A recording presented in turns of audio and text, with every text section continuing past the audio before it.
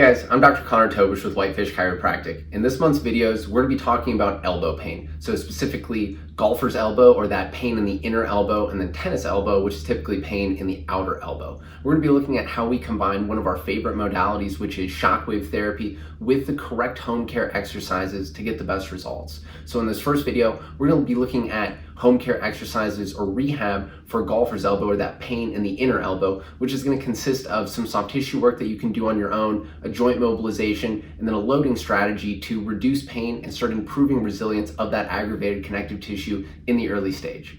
All right guys, for the soft tissue mobilization we're going to look at for golfer's elbow, all you need is a lacrosse ball and a flat surface. So we're going to use this for some soft tissue smashing in the muscles in the inner forearm or the wrist flexors. So we're going to use this ball. Initially we're going to compress down into it and kind of scan through these muscles looking for those tender spots. So when you find one of those tender spots, we're just going to compress down into it a little bit. Initially, you can hold on this spot for 20 seconds or so. Then you can start adding a little bit of movement. So you can compress into it in those tight tender spots, then start to extend and flex the wrist. In each tender spot, you can spend 30 to 40 seconds in each one, then move on to the next and kind of continue to do the same thing, working through each of the tender spots in these muscles in the wrist flexors. The loading strategy that we're going to work on for golfer's elbow is just going to be an isometric contraction. So we're going to have you grab onto a small weight, get your forearm on a flat surface. We're going to go into slight wrist flexion, and then you're going to hold here for 45 seconds. We're going to do 4 sets of that. You can take a 1-minute break between each set.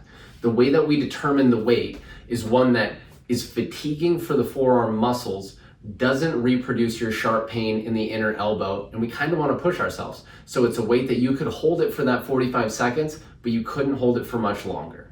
The joint mobilization we're going to do for golfer's elbow is going to be simple elbow extension with some overpressure. So we'll have you place your hand on a flat surface, then we're going to straighten or extend the elbow, and with your other hand behind the elbow or just above it, we're going to add some pressure into it for a second or two, then come back out. Straighten the arm, add some pressure into it for a second or two, and then come back out of it. We'll do about 3 sets of 10 to 15 reps each day on that one.